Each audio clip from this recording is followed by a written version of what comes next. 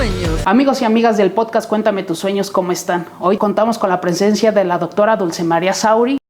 No puedo evitar hacerle esta pregunta. ¿Qué pronostica para México en este futuro inmediato? Esta relación con Estados Unidos, lo que está haciendo Morena en el poder, las mujeres priistas que se identifican con usted, ¿qué pueden hacer al interior del partido? ¿Qué luz, qué orientación puede dar o mandar ese mensaje para este futuro mediático que se viene en México? La generación de ustedes, yo siento, me atrevo a decirlo, que no ve futuro. ¿Siente que hoy los jóvenes estamos dormidos? Todo el resto de mi vida política ha sido para que nunca más haya jóvenes, mujeres u hombres en México que sientan que no puede haber una transformación por la vía pacífica. Y se juzga muy diferente y de manera muy minuciosa a la mujer. Por eso para mí era importante saber su opinión de esta nueva generación de mujeres, porque, déjeme presumirlo a mí, diputada federal, senadora, gobernadora, presidenta de la Cámara, pocas mujeres en México, y por eso para nosotros es importante tenerla en el podcast, porque sin duda es alguien que tienen que seguir de cerca. Y también nos platicaba sobre esa agenda de Beijing que sigue posicionando y nos comparte esa energía que todavía tiene causas por las cuales quiere posicionar temas en México. Ahorita toda la, vamos a decir, mi energía está dedicada a contribuir a la construcción del Sistema Nacional de Cuidados. ¿Por qué razón? Porque, por ejemplo, esa mujer que tiene una hija, un hijo pequeño, que todavía o va al kinder o va a la primaria, las escuelas de tiempo completo pueden atender a esa hija, a ese hijo, mientras ella regresa de su jornada laboral. Y ya no digamos la responsabilidad de cuidar cuando hay una persona enferma crónica en la familia o con discapacidades, de esas que no son de carácter temporal, sino permanentes. O sea, estamos hablando de un racimo de políticas públicas que confluyen en el Sistema Nacional de Cuidados.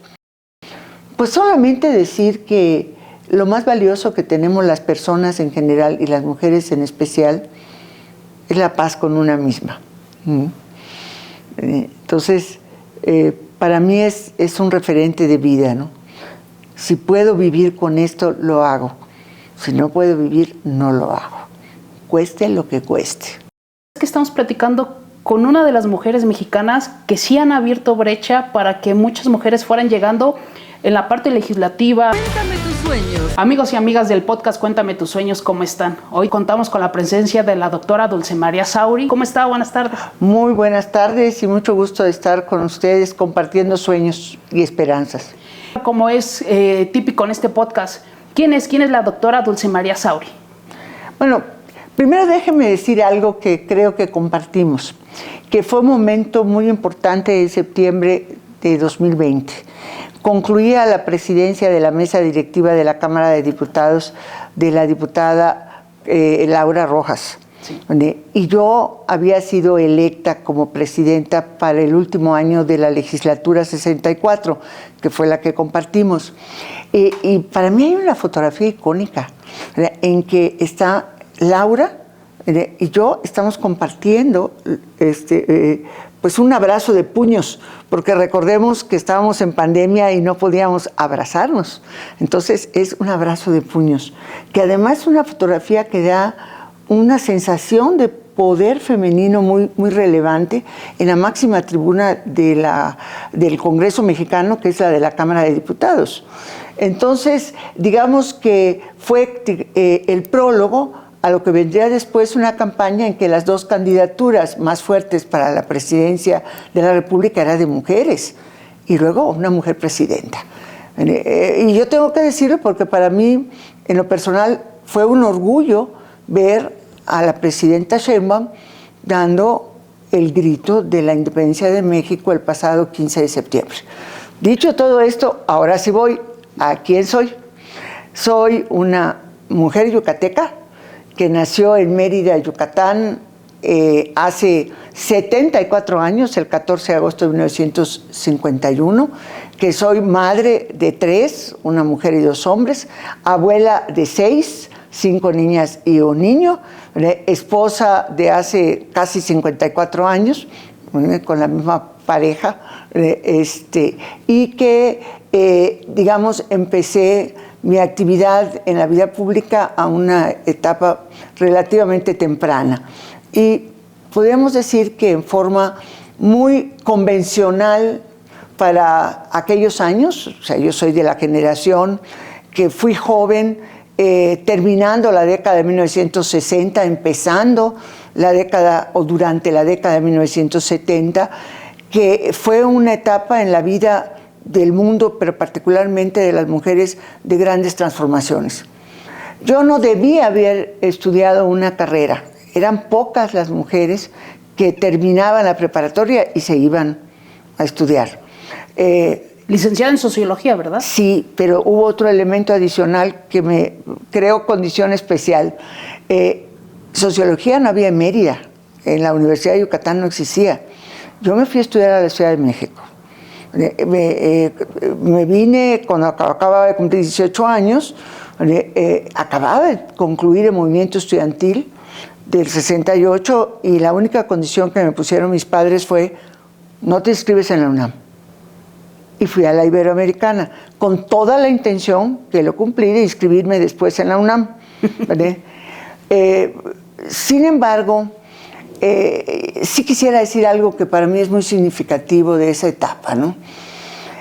Fuimos una generación, las y los jóvenes de la década de 1960-1970, que sentíamos que el cambio que intuíamos, veíamos, queríamos en el sistema político del país no tenía cauce para hacerlo por la vía pacífica.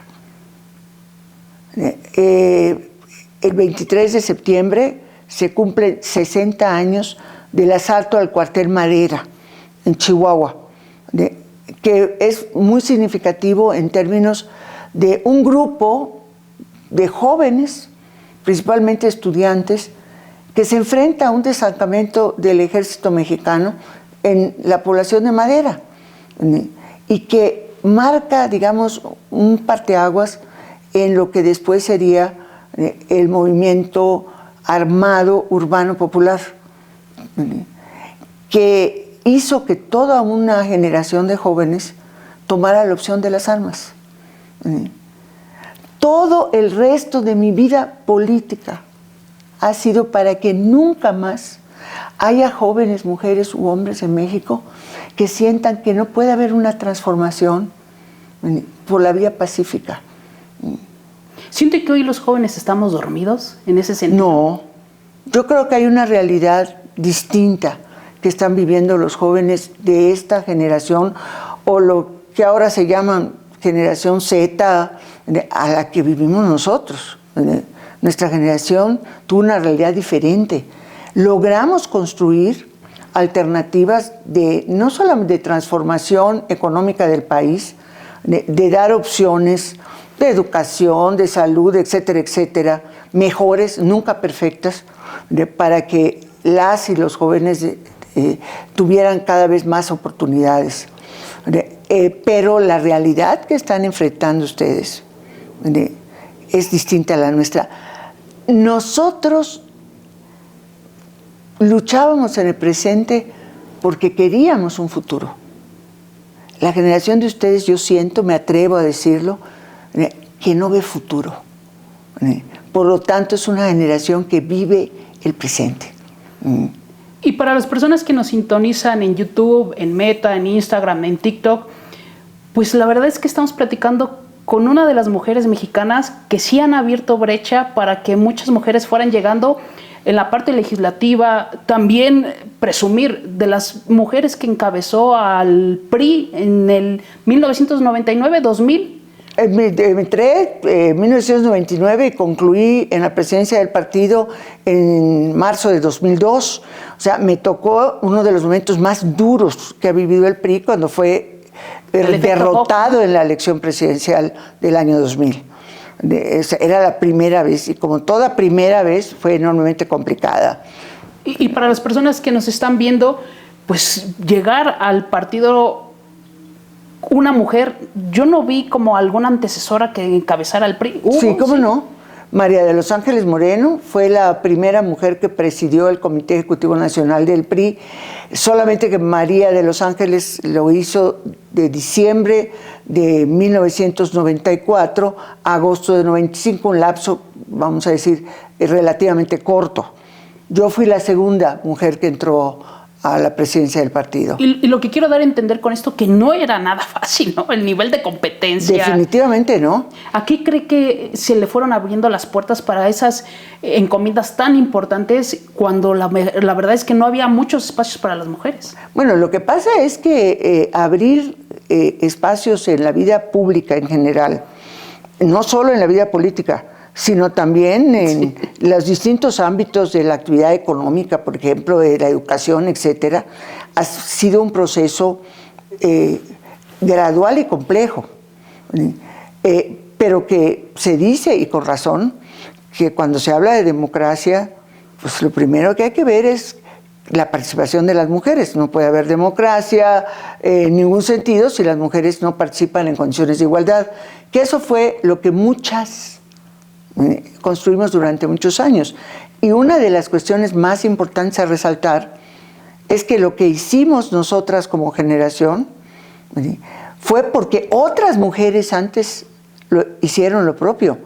O sea, a ver, a nosotras nos tocó cosechar la lucha de las mujeres que se comprometieron para lograr el voto de las mujeres, la ciudadanía de las mujeres, que las mujeres pudieran votar, pero que también pudieran ser electas. Estamos hablando de algo que cuando yo nací, las mujeres en México no tenían derecho a votar. Lo obtuvieron hasta 1953. Y toda esta parte que nos tocó a nosotras, a esta generación, que fue lograr que fuera efectivo el derecho de voto. Es decir, teníamos derecho a ser electas, pero no había candidaturas de mujeres. Eran a cuentagotas en las cámaras de diputados. Había una que otra meteórica presidencia municipal en algún lado, ¿verdad? Cuando se descuidaban o se moría algún hombre, entraba la suplente mujer generalmente. Pero eso fue cambiando también porque hubimos mujeres que seguimos jalando la cuerda. Igual que ahora que hay una presidenta de la República, que hay 50 y 50, es decir, integración paritaria del Congreso de la Unión, de las legislaturas de los estados. Eso es posible por lo que hicimos nosotras. Y lo que ahorita están haciendo las mujeres, que están en posiciones de toma de decisión, digamos, posiciones de poder, es abrir paso para que vengan niñas y jóvenes a seguir avanzando, a seguir impulsando. ¿Qué buscamos las mujeres? Que podemos ponerle los temas del feminismo o de la lucha de los derechos de las mujeres. Es decir, poder ejercer nuestro derecho como personas, como seres humanos, que es igual a los derechos que los de los hombres, en condiciones de igualdad. Los obstáculos son los que son distintos cuando eres mujer a cuando eres hombre. Eso es lo que hay que reconocer y es lo que hay que remover, y eso es lo que pues yo he dedicado buena parte de mi vida en los últimos años. Que eso también es lo que yo busco resaltar. No nada más era formar parte de un partido, no nada más era llegar a la Cámara, porque usted ocupó cargos en la Cámara Federal, en la de senadores, sino ser de los actores protagónicos que daban rumbo al partido, siendo presidenta de la Cámara, también fue gobernadora interina de Yucatán. ¿Voltea hacia atrás y se siente orgullosa de toda esa lucha? Bueno, desde luego que me siento orgullosa.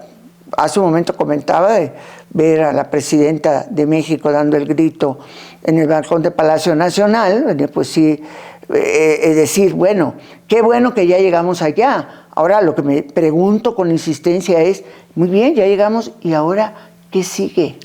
Le preguntaba si se siente orgullosa en el sentido de que como la mujer tiene una gran carga familiar, cuando uno deja a sus hijos en casa y se va a esas luchas para que las mujeres tengan mayores espacios, no el corazoncito de repente dice, ¡ay! ¿Qué hago aquí? Debería de estar... A ver, mira, aparte también de mi lucha ha sido para que las mujeres lleguen se desempeñen en estos cargos, ¿vale? Pero que no tengan la carga de la culpa. O sea, la estructura social nos puso en una condición de que eres madre dedicada, esposa abnegada, o eres una mujer que tiene una empresa, que trabaja fuera de la casa en forma remunerada, asciende, o que eres diputada federal, o eres funcionaria pública de alto nivel. O sea, nos puso en la disyuntiva. Y todo el trabajo que hemos hecho y que nos falta por hacer va en el sentido de que no hay la disyuntiva. O sea, las responsabilidades de lo que llamamos la esfera privada, que son las responsabilidades domésticas en general o las del cuidado en especial, son responsabilidades de la sociedad en su conjunto, de quienes integran las familias, pero no pueden ser desempeñadas o realizadas a costa de los derechos de las mujeres. Por eso digo que el quitarnos esa sensación de culpa, que claro que yo la he tenido, desde luego que sí, de tener que hacer una serie de actividades públicas en vez de acompañar a mi hija a su festival de Día de las Madres, por ejemplo. Yo nunca fui. Andaba metida en muchos líos. Admiro a quienes son diputadas, senadoras y logran construir una agenda para poderlo hacer. Qué bueno. Yo digo que haya derecho de no sentir las culpas. A ver, le voy a poner ejemplos muy concretos. Sí, por favor. Hay la reunión de padres de familia. Y de pronto se van a reunir para coordinar el paseo al museo tal y ponen la cita a las 10 de la mañana. ¿Quiénes van a ir a esa reunión? Las madres, amas de casa. Obviamente que los padres se da por sentado que no van a ir, ellos están trabajando. Y las madres, muchas de ellas que tienen responsabilidades laborales y no pueden separarse de ellos a las 10 de la mañana, ahí les queda la culpa. O sea, a ver, entonces cuando hablamos de distribución, de responsabilidades familiares, de la reproducción de las familias, de esas cosas son las que estamos hablando en lo concreto. Cuando hablamos de que necesitamos un sistema nacional de cuidados, en que la carga de cuidar a las infancias generalmente son las madres o de las personas adultas mayores, que cada vez, como ha aumentado la esperanza de vida, también se prolongan los años, las enfermedades. ¿Quién atiende en la casa a la mamá o al papá? Pues las hijas. Normalmente es lo que... Porque nosotros en el podcast, como varias personas que nos han seguido, cuando entrevistamos a las candidatas a magistradas, a jueces, nos platicaban ese lado, ¿no? Donde tienen una gran carga social de que tienes que estar al cuidado de tus hijos, donde tienes una carga también social donde no te puede ir mejor que tu esposo porque el esposo se siente menos y tiende a desertar del hogar. Entonces decían, ¿cómo me puedo desarrollar profesionalmente sin no tener un contexto o un ecosistema a mi alrededor que me ayude? Porque toda la carga queda para mí. Y si no fuera por mi mamá o la abuelita de los hijos, no hubiera podido salir adelante. ¿Se les ve complicado este desarrollo profesional? Absolutamente. Esa es una realidad de millones de mexicanas. Y puede ser la realidad de una jueza, pero la realidad también de una mujer que sale a trabajar a la fábrica. Entonces, por eso, ahorita toda vamos a decir, mi energía está dedicada a contribuir a la construcción del Sistema Nacional de Cuidados. ¿Por qué razón? Porque, por ejemplo, esa mujer que tiene una hija, un hijo pequeño, que todavía o va al kinder o va a la primaria, las escuelas de tiempo completo pueden atender a esa hija, a ese hijo, mientras ella regresa de su jornada laboral. Si tiene padres, madres enfermos, algunos de ellos ya incapacitados que requieren cuidados especiales, las políticas para la atención de las personas adultas mayores tienen necesariamente que contemplar la parte del cuidado de esas adultas y adultos mayores en sus hogares, pero también fuera del hogar, estancias para adultos mayores. Y ya no digamos la responsabilidad de cuidar cuando hay una persona enferma crónica en la familia o con discapacidades, de esas que no son de carácter temporal, sino permanentes. O sea, estamos hablando de un racimo de políticas públicas que confluyen en el Sistema Nacional de Cuidados. Políticas que de pronto no encontramos una relación directa. Dices, ay, ¿qué tiene que ver las escuelas de tiempo completo con el Sistema Nacional de Cuidados? Todo, todo. Tanto para los derechos de las infancias, que lo mismo si naciste en un hogar donde hay mamá que te vaya a buscar a la escuela, te lleve, te refresques y puedas ponerte a hacer tu tarea con tranquilidad, como en los hogares en que la madre no puede ir porque está trabajando y esa niña, ese niño permanece en la escuela le da los medios para que pueda hacer su tarea, para que pueda desarrollar algún deporte o algo que le guste en la tarde y pueda encontrarse en las mejores condiciones posibles con su madre o con su padre si está presente para convivir. Entonces, esa es la tarea grande que tenemos enfrente. Y yo digo que las mujeres, desde luego, pero no es tarea única de mujeres, es de mujeres y hombres. Me da parte de la segunda pregunta del podcast. ¿Qué decisiones de su pasado cree que le ha ayudado a dar su vida por México? Me gustó el comentario que hizo, que mucho de esta generación nada más ve el presente. Bueno, la primera cuestión, Aldo, lo digo con franqueza, cuando me preguntas dar mi vida por México, nunca me lo he planteado así.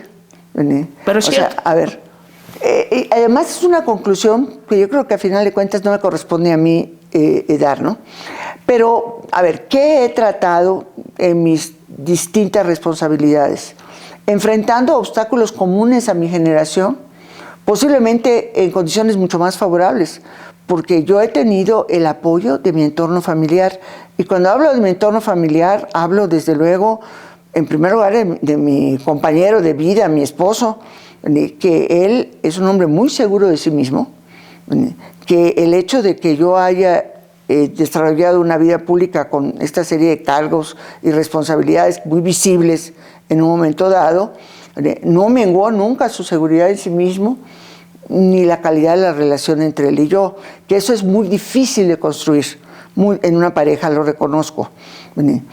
Y luego, pues la figura de la abuela, que yo digo que todos los hogares de mujeres que trabajamos en esa generación, ya no en la actual, las mujeres jóvenes que trabajan y que voltean a ver a su mamá y le dicen, ayúdame por favor con los niños tal día, ahora la mamá le dice, oye, yo tengo mi trabajo, yo no puedo ayudarte. O ya cumplí mi ciclo de... Además, algunas que de plano dicen, a ver, yo ya hice lo que me correspondía con la crianza, sí. Eso ya no me toca. Pero la generación de las abuelas, o sea, que me tocaron a mí, era una generación sumamente generosa en todos sentidos, y que además venía de momentos muy duros. Mi abuela, su padre, o sea, mi bisabuelo, fue asesinado en uno de los movimientos políticos en Yucatán en 1917. Quedaron huérfanas, tuvieron que enfrentarse a un montón de carencias y de problemas. Y mi abuela siempre estuvo junto a mí. Y cuando llevé a mi hijo de 40 días a la guardería y le dio bronconeumonía, estuvo gravísimo, me regañó y me dijo, yo no voy a permitir que mates a mi bisnieto, ahora me lo traes a mi casa, yo lo atiendo y cuando salgas del trabajo yo voy a hacer la guardería. Pero eso ya no hay. Por eso cuando me pregunta Aldo, ¿cuál es mi lucha?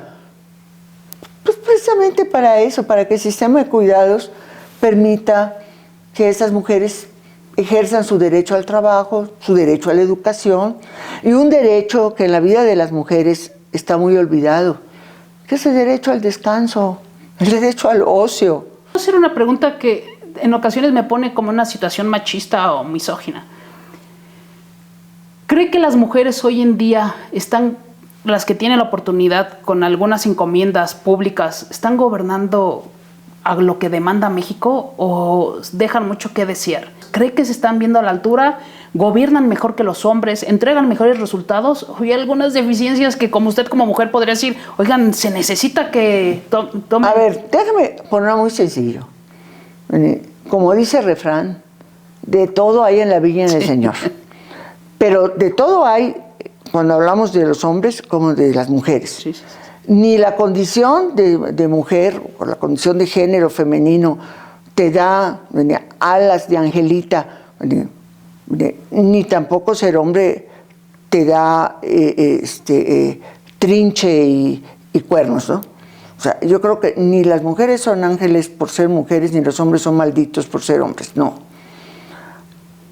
Ahora, hay condiciones distintas en el ejercicio de las responsabilidades y obstáculos diferentes. Le voy a hacer una pregunta, Aldo. Sí. ¿Usted recuerda de qué color era el traje del presidente López Obrador en el grito del 15 de septiembre de 2024? Hace un año. Podría, no lo sé con exactitud, pero podría decirle gris Oxford o azul marino, ¿no? ¿Y usted recuerda cómo era el vestido de la presidenta Sheinbaum en la ceremonia del grito del 15 pasado? Pues un tema púrpura, ¿no? Fíjese. Y estoy segura que el año próximo, cuando la presidenta Sheinbaum salga al balcón a dar el grito, el tema de su vestido va a ser tema. Todo es tema para una mujer, ¿verdad? Todo o sea, a ver, estamos hablando que son las mismas responsabilidades. Nada más que la manera de mirar esas responsabilidades. No solamente la mujer que las está ejerciendo, sino quienes miran a las mujeres son diferentes. Entonces, a las mujeres que de alguna manera todavía como género somos recién llegadas en el ejercicio de este cargo, pues claro que nos cargan la mano. También muchos de los comentarios de las invitadas que hemos tenido en el podcast dicen, siempre que llegamos a un cargo es, ¿por qué habrá llegado? O sea, no se le da el mérito al desarrollo profesional, ¿no? Siempre hay la duda del por qué, cómo, y se juzga muy diferente y de manera muy minuciosa a la mujer. Por eso para mí era importante saber su opinión de esta nueva generación de mujeres, porque, déjeme presumirlo a mí, diputada federal, senadora, gobernadora, presidenta de la Cámara, pocas mujeres en México, y por eso para nosotros es importante tenerla en el podcast, porque sin duda es alguien que tienen que seguir de cerca. Y también nos platicaba sobre esa agenda de Beijing que sigue posicionando y nos comparte esa energía que todavía tiene causas por las cuales quiere posicionar temas en México y la lucha también desde el partido que vemos que aún le es leal del PRI, sigue militando en esas siglas. Ahorita estoy en hibernación partidista, es decir, como si fuera yo una osa, estoy en el invierno de la cueva. ¿Por qué? Pues porque no estoy de acuerdo con la actual dirigencia nacional, ¿vale? Y prefiero hibernar partidista, lo cual no quiere decir que esté sin atender e interesarme y comprometerme con los asuntos de la vida política del país, ¿no? O sea, eso sería casi abjurar de mi naturaleza. Pero digamos que ahora he estado reflexionando mucho, incluso he escrito sobre ello, de que los avances de las mujeres, muy notables después de la Cuarta Conferencia Internacional, que justamente este mes de septiembre se cumplen los 30 años de la conferencia, han sido muy relevantes en México y en el mundo entero. Sin embargo, también estamos experimentando retrocesos muy visibles. En tema de tolerancia, podríamos decir. Por ejemplo, el tema. A ver, Vamos a ponernos un extremo. Lo que ha estado pasando en Afganistán, lo que ha sucedido con las mujeres, que el Talibán las ha regresado virtualmente al hogar, ya no tienen derecho a salir solas a la calle si no es acompañado de un hombre de su familia. No pueden educarse, es más, no tienen derecho a la salud. O sea, a ver, estamos hablando de un verdadero y real retroceso. Y en otras regiones del mundo, incluso en los propios Estados Unidos, una reacción muy virulenta contra el empoderamiento de las mujeres, o lo que se ha dado en llamar allá como la agenda woke. No voy a analizar aquí las múltiples aristas que tiene ese tema, pero que a final de cuentas empieza a vencer la idea de que lo mejor que le puede pasar a la sociedad es que las mujeres regresen a la casa, a cuidar a las hijas y a los hijos. Esa polarización yo creo que no enriquece a nadie, ¿no? Antes, yo me acuerdo mucho que de las prácticas que llevaba a cabo cuando presidía la Cámara, encontrar puntos en común que enriquezcan a todos, pero polarizarnos tanto no nos va a llevar a nada. A ver, si algo ha ayudado a los avances de los derechos de las mujeres en México, a la lucha feminista en México, ha sido privilegiar los acuerdos sobre las diferencias. O sea, a ver, cuando empezamos esto, estoy hablando después de Beijing, ¿no? Sin dejar de reconocer todo lo que hubo antes de 1995 en México, ¿no? Pero bueno, después de Beijing, nunca hubiéramos logrado armar una institución como fue la Comisión Nacional de las Mujeres, la que se volvió después Instituto Nacional de las Mujeres y en 2024 Secretaría de las Mujeres, si no nos hubiéramos puesto de acuerdo, las mujeres legisladoras de los distintos partidos políticos, para poder construir la legislación, asignar los presupuestos a esa institución e introducir el enfoque de género en el análisis de los proyectos de presupuesto y de las políticas públicas que se ponían a consideración de la Cámara de Diputados. O sea, sentarnos cuando había una polarización política tremenda. Estamos hablando después de la elección del 2000, que el PRI había perdido la presidencia. Se logró construir un acuerdo y crear el instituto. O después de la difícil elección de 2006, las mujeres buscaron la agenda de género y más allá de las diferencias partidistas, armaron una estrategia.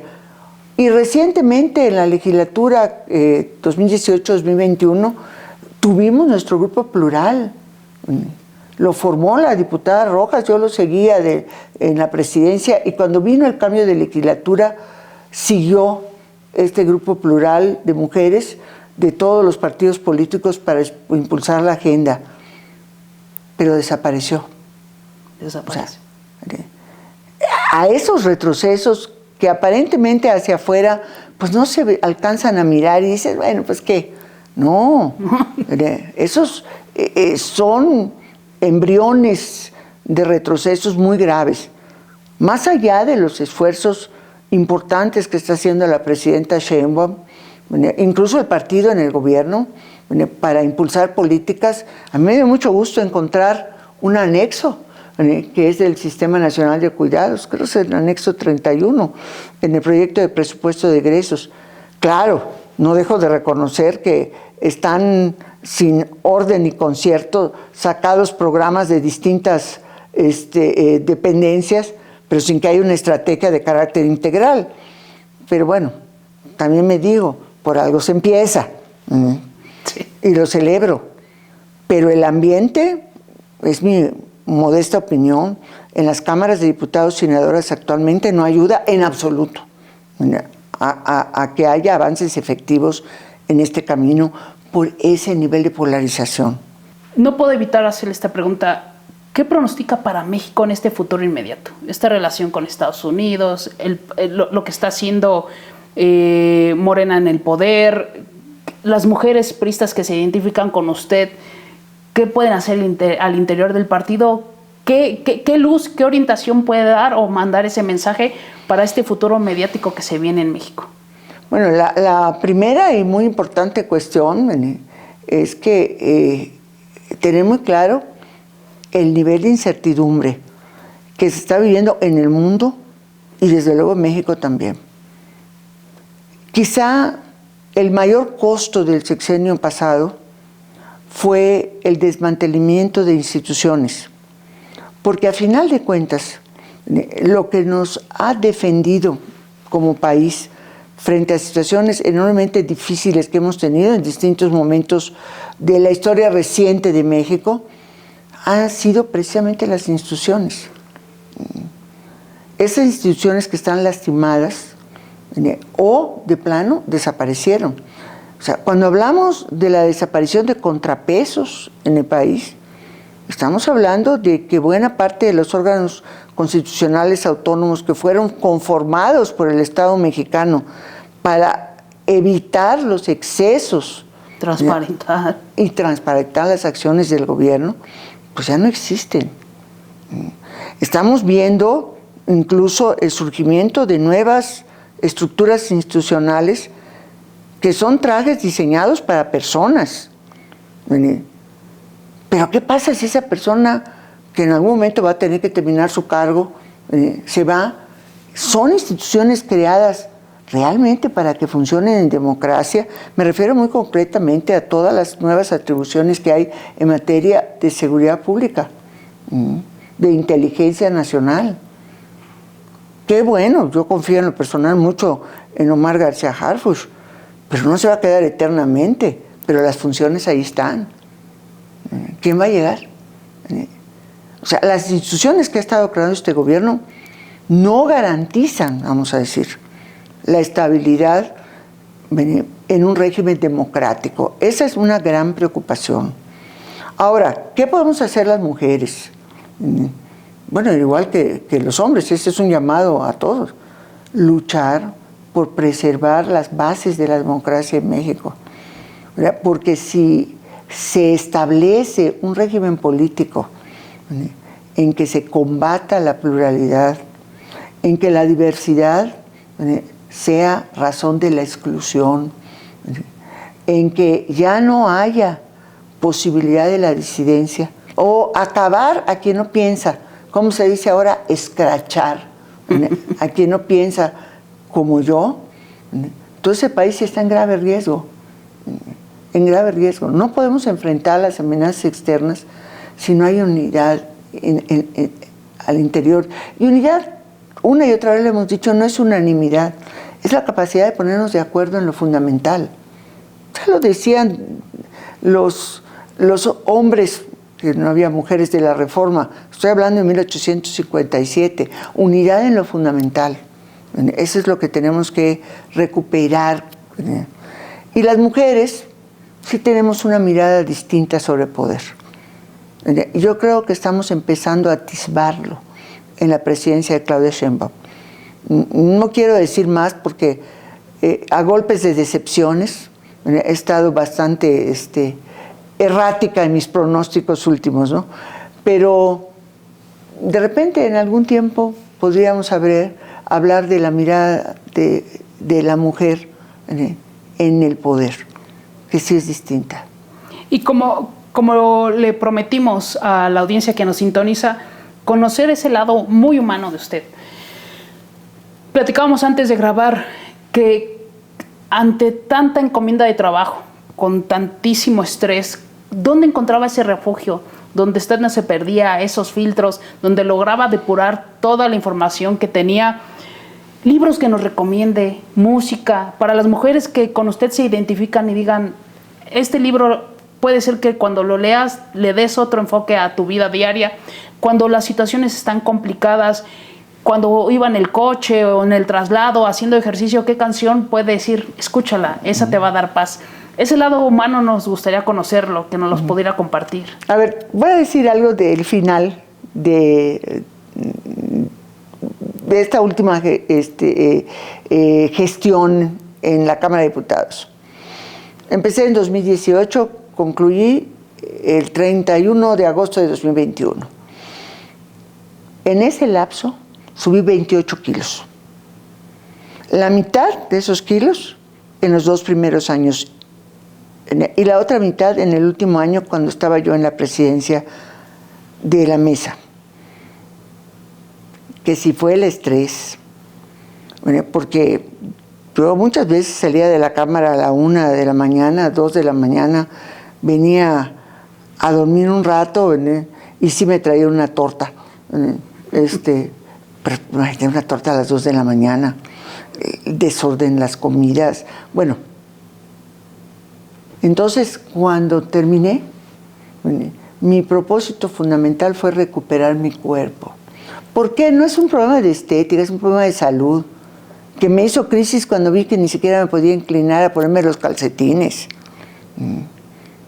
Entonces, esa experiencia de recuperar mi cuerpo a través de la disciplina en la alimentación, del ejercicio que nunca había hecho sistemáticamente desde los 18 años, que dejé de jugar tenis. Fue toda una experiencia para mí, porque a estas alturas me pienso como persona adulta mayor. Tengo 74 años, pero digo, como adulta mayor tengo derecho a seguir participando, a seguir comunicando mis inquietudes, a seguir luchando por lo que estoy mirando ahora de las mujeres adultas mayores. 20 años, con 20 años menos, en la generación de mi abuelita, pues yo debía estar esperando la muerte y sentada en un sillón cuidando a mis nietos.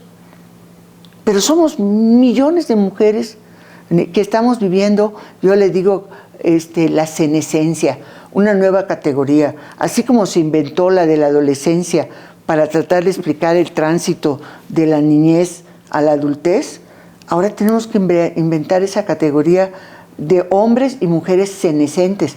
Por cierto, más mujeres. Las mujeres tenemos una esperanza de vida mayor que la de los hombres. Total. Y mostrar que tenemos muchas posibilidades. Más que música o canciones, yo les diría a las personas que están en mi condición de adultas mayores de más de 65 años o de 60, que tienen derecho a cumplir sus sueños. Por ejemplo, mi sueño era que yo quería estudiar un posgrado, nunca lo pude hacer, porque tenía 1000 cosas encima. Bueno, a los 59 años decidí que lo iba a hacer y entré a estudiar mi posgrado en Historia. Primero hice en 2 años mi maestría, presenté mi tesis y luego después hice el doctorado de 4 años, 6 años me dediqué a estudiar. Cumplí 65 años y presenté mi examen de grado para ser doctora en Historia. Esto lo comunico nada más porque si tu sueño es volver a la universidad, hazlo. Si tu sueño es volverte chef, repostera, hazlo. O sea, hay mucha vida para las mujeres de esta generación. Estamos llenas de riqueza con la experiencia que hemos tenido, con nuestras capacidades regulares o buenas, o incluso malas, de haber cuidado hijos, de haber tenido relaciones de pareja que se rompen, que no se mantienen, y que podemos seguir contribuyendo, no solamente a nuestras familias, sino también a la sociedad y a otras mujeres, a esas mujeres jóvenes que posiblemente nos vean ahora, digo, pues esta viejita que no entiende la música del rap. Yo fui recientemente a un concierto con mis nietas a ver a Shakira. Yo de Shakira estaba yo feliz con esto de las mujeres no lloran, las mujeres facturan, ¿no? Que esa me sabía la letra, pero no la música. De todo el concierto, que obviamente estaban cantando mis nietas todos alrededor, yo solo me supe una canción. Cuando cantó Sombras de Javier Solís, que es de mi generación. Y lo que logran movilizar ya estas figuras absolutamente, a nivel mundial. Pero a lo que voy es que en términos de recomendación de música, yo diría, oye, disfruta lo que te hace feliz. Yo escribí toda mi tesis de doctorado de más de 700 páginas escuchando las 9 sinfonías de Beethoven uno tras otra. pero como tengo muy poca memoria auditiva, difícilmente me acuerdo, pero me proporcionan disfrute. Me da mucho gusto. Incluso tengo algunas piezas de música clásica que sabe que esas son... que me encanta cuando estoy digamos estresada o quiero pensar, las pongo. Pero adoro Mentiras. Me encantó el musical y me encantó la serie de televisión. Y una y otra vez reproduzco en Spotify la pista de Mentiras. Todas me gustan. Y esas sí las puedo cantar. Esa también es buena recomendación. En esta parte final, prometemos en la edición del podcast poner sus redes sociales para las personas que la quieran contactar. ¿Dónde la podemos encontrar? ¿Dónde se visualiza? ¿Dónde podemos irla acompañando en estas luchas que promete seguir en pie? A ver, le voy a dar un cuadrito con todas mis redes sociales, bien escritas, bien bonitos. Pero puedo empezar con mi correo electrónico porque yo soy old fashion. Sí. El correo electrónico todavía me funciona, que es dulcesauri@gmail.com. Pero ahora le voy a dar la de X, la de Instagram, ¿verdad? Y también inclusive una página que prácticamente subo los artículos que publico cada semana en el Diario de Yucatán. Entonces, prometemos ponerlo en la edición de este podcast. ¿Algún mensaje final que quiera posicionar? Pues solamente decir que lo más valioso que tenemos las personas en general y las mujeres en especial es la paz con una misma. Entonces, para mí es un referente de vida, ¿no? Si puedo vivir con esto, lo hago. Si no puedo vivir, no lo hago. Cueste lo que cueste. Muchísimo orgullo, la verdad, que nos haya recibido, que nos haya abierto las puertas, que nos haya compartido un poquito de toda esta trayectoria para que en lo personal, cuando tuve la oportunidad de verle, le dije que me da muchísima admiración, sobre todo que nos haya dado la oportunidad y que esta información a muchas personas que ven el podcast sea de gran valor para un próximo episodio que les prometemos que sea de la misma calidad y les agradecemos que nos sintonicen su podcast de Cuéntame tus sueños. Muchísimas gracias y gracias por abrirnos las puertas de su casa. Mucho gusto. Gracias. ¿Tienes un sueño que puede cambiar tu municipio? En Cuéntame tus sueños hablamos con figuras políticas y ciudadanos comprometidos para encontrar soluciones reales. Los micrófonos a tus calles, en favor de nuestras necesidades, generando debates, escuchando a la gente y visitando a los tomadores de decisiones. Este es tu espacio para proponer, discutir y transformar. Únete a la conversación. Cuéntame tus sueños, el podcast donde tus ideas se hacen escuchar. Síguenos y súmate.